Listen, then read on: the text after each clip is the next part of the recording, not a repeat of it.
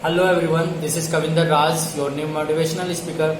दोस्तों, आज हम लोग बात करने वाले हैं नए सपने के बारे में। हर एक इंसान जिंदगी में सपना देखता है, हम भी देखते हैं, आप भी देखते हैं। उसी तरीके से बहुत सारे लोग ऐसे होते हैं जो सपने को देखते हैं और वो पूरा कर पाते हैं, उनको अचीव कर पाते हैं। कुछ ऐसे लोग भी हैं जो सपने तो देखते हैं लेकिन किसी हालात, किसी कारणवश जब उनके साथ ऐसी कोई घटना घटती है या उनके लाइफ में ऐसा कोई सिचुएशन क्रिएट हो जाता है जो एक समय पे जाने के बाद उनको ऐसा लगने लगता है कि हम वो सपने को आप पूरा नहीं कर सकते हैं। और वाकई एक नॉर्मल इंसान जब इस चीज को फील करता है या फिर ऐसा देखता है तो उसे ऐसा लगता है कि अब मेरे सपने खत्म हो गए, चकनाचूर हो गए, अब यहाँ से कुछ नहीं किया जा सकता है।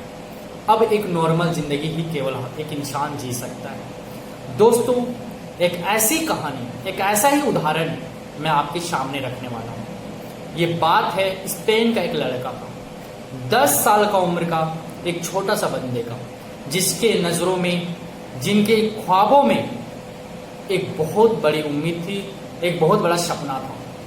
उसका सपना था पूरे स्पेन का नंबर 1 फुटबॉलर बनना।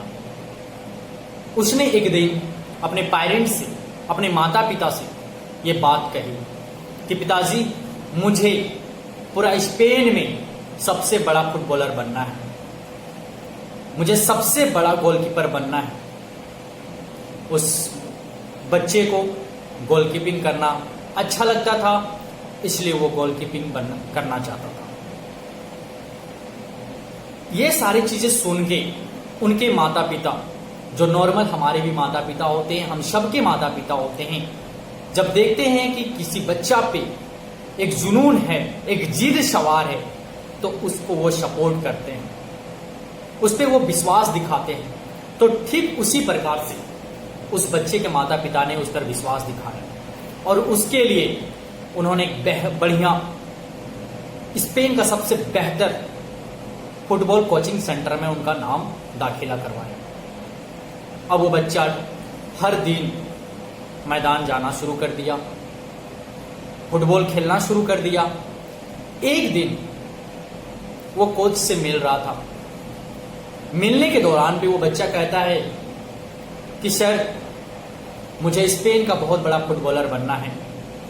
एक दिन वहां स्पेन में एक बहुत बड़ा क्लब था, वो क्लब वहां से स्पोर्ट बॉय को स्पॉन्सर किया जाता था। तो वो बंदा बोल रहा था कि सर, एक दिन मुझे इस क्लब का मेंबर बनना है, इस क्लब का खिलाड़ी का हिस्सा बनना है और एक दिन मैं इस क्लब का एक बढ़िया गोलकीपर बनूंगा। जब उसके कोच साहब को उस बंदे की आंखों में एक जिद, एक भूख, एक उल्लासा दिखा। कहते हैं ना कि जब किसी एक अच्छे विद्यार्थी के अंदर वो लगन, वो सीखने की इच्छा, वो गुण नजर आता है ना, तो उसके शिक्षक, उसके गुरु उस पर उससे ज्यादा मेहनत करते हैं। तो ठीक उसी प्रकार से उस बच्चे का कोच उस पर विश्वास दिखाता है और पूरी शिद्दत के साथ उस बच्चे को सिखाने में दिन रात एक कर देता है। देखते ही देखते वो बच्चा कब 10 से 20 साल का हो जाता है पता ही नहीं चलता है। और इस 10 साल में उस बच्चे ने ना जाने कितने कितनी बेहतरीन से बेहतरीन गोलकीपिंग करी है और ना जाने कितने से कितने नए रिकॉर्ड क्रिएट किया। बहुत ही जल्द वो दिन आने वाला था जो उस बच्चे ने सपना देखा था, वो पूरा होने वाला था। उस क्लब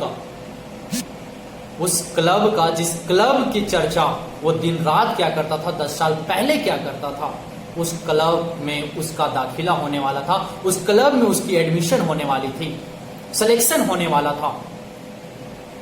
आगे चलकर वो उस क्लब के थ्रू खेल सकता था, ये उसके साथ होने वाला था, ये अगले दिन।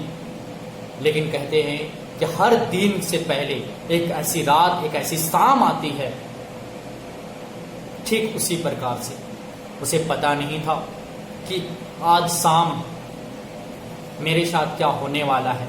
ये एक ऐसी शाम थी जो उसकी सपने को छीन लेने वाले थे। ये एक ऐसी शाम थी जिससे उसके सब कुछ खत्म होने वाला था।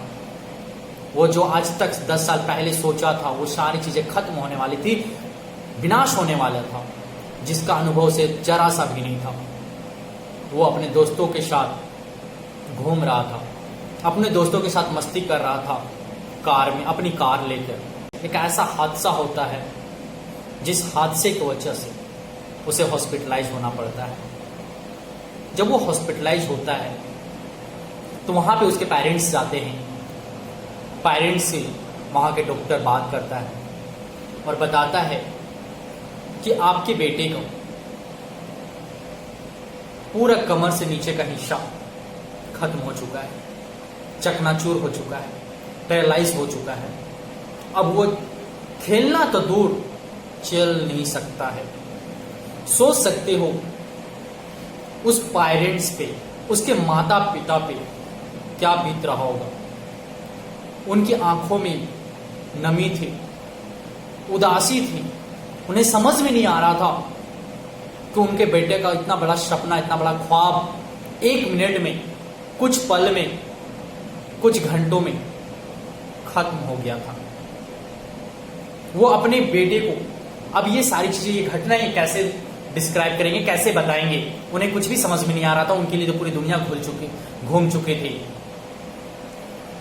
जैसे तैसे करके अपने आप को दिलासा दिला के वो अपने बेटे के पास पहुंचते हैं और बेटे के पास जाने के बाद नमी आंखों से बेटे को ये सारी चीजें बताते हैं कि बेटा अब आपकी जो जिंदगी आने वाली है, जिंदगी जो बीतने वाली है, वो बहुत ही मुश्किल, बहुत ही कठिन बीतने वाली है। जब ये सारी सच्चाई उस बच्चे को पता चलता है, एक जो नॉर्मल इंसान होता है, जब उसको सारी चीजें पता चलेगा कि हमारे साथ ऐसा कुछ हो चुका है, हम कल के डेट में उन सारी सपने को भूलना पड़ेगा जिन सपनों के लिए आज तक दिन रात एक करके मैंने मेहनत किया है, अब वो हमारे बस की बात नहीं रह गई। जब ऐसा सामने पता चलता है तो इंसान फ्रस्ट्रेट हो जाता है, टूट जाता है। बिल्कुल उसी तरीके से उस बच्चे को भी लग रहा था। वो एक पल में सब कुछ तबाह हो चुका था। उसे समझ में नहीं आ रहा था कि अब आगे क्या किया जा सकता है। फिर उस दौरान पे उसे यहां तक तो ये नहीं समझ में आ रहा था कि अब मैं अपनी अगले की जिंदगी कैसे गुजारूंगा। और कुछ ही पल में उसको जब ये पता चलता है कि अगला 18 महीना मुझे इसी हॉस्पिटल में बिताना है। आप सोच सकते हैं एक नॉर्मल इंसान, हम जैसे आप जैसा इंसान, जब हमें ये पता चलेगा कि हमें 18 महीना तक हॉस्पिटलाइज रहना पड़ेगा, हॉस्पिटल में ही रहना पड़ेगा, तो सोच सकते हैं उसके दिमाग में, उसके दिलों में कितनी नकारात्मक विचारें चल रही होगी। बिल्कुल उसी तरीके से उसके दिमाग में भी था। लेकिन उस दौरान पे जब अगला 18 महीना उसको हॉस्पिटलाइज होना था, तो उस दौरान पे उस बंदे की एक और अच्छी आदत थी, लिखने की। उस दौरान पे वो बंदा लिखना शुरू किया। उसे गाने का शौक था, कविताएं लिखने का शौक था। उसने लिखना शुरू किया, लिखता चला गया, धुन बनते चली गई। और इस तरीके से करते हुए 18 महीने में उसने बहुत सारे गाने और कविताएं लिख डाली। अगले 5 साल बाद सोच सकते हो, जिसका एक ख्वाब मर चुका था, जिसके सपने मर चुके थे, उसके अंदर एक नया विचार, एक नया सपना, एक नई ऊर्जा ने जन्म लिया। और इस दौरान पे उस हॉस्पिटल में रहते रहते उसने एक सकारात्मक सोच ली और उस दौरान पे उसने लिखना शुरू किया और लिखता चला गया।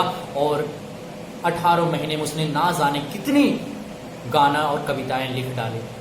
अगले 5 साल बाद उसकी जीवन पलटने वाली थी, उसके एक सपना पूरा होने वाला था फिर से।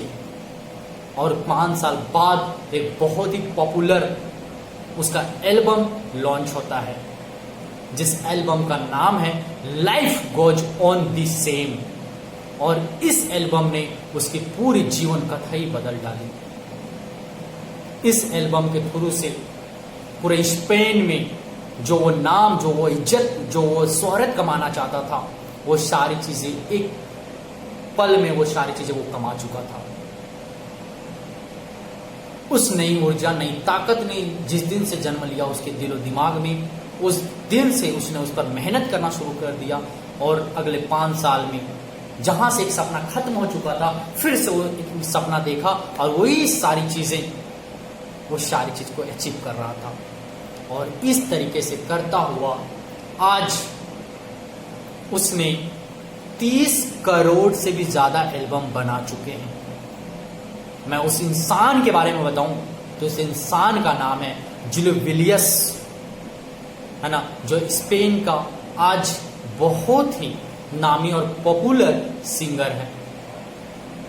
जुलियो वेलियस का लाइफ से हमें ये सीखने को मिलता है कि जब आपके सपने किसी कारणवश या किसी घटनावश टूट जाते हैं, बिखर जाते हैं, तो हमें वहां से अपने अंदर से एक नई ऊर्जा को जन्म देनी चाहिए, एक नया सपना देखना चाहिए और उस सपने का एक पॉजिटिव वे में पॉजिटिव विचारधाराएं देनी चाहिए और वहां से हमें उसके ऊपर मेहनत करनी चाहिए।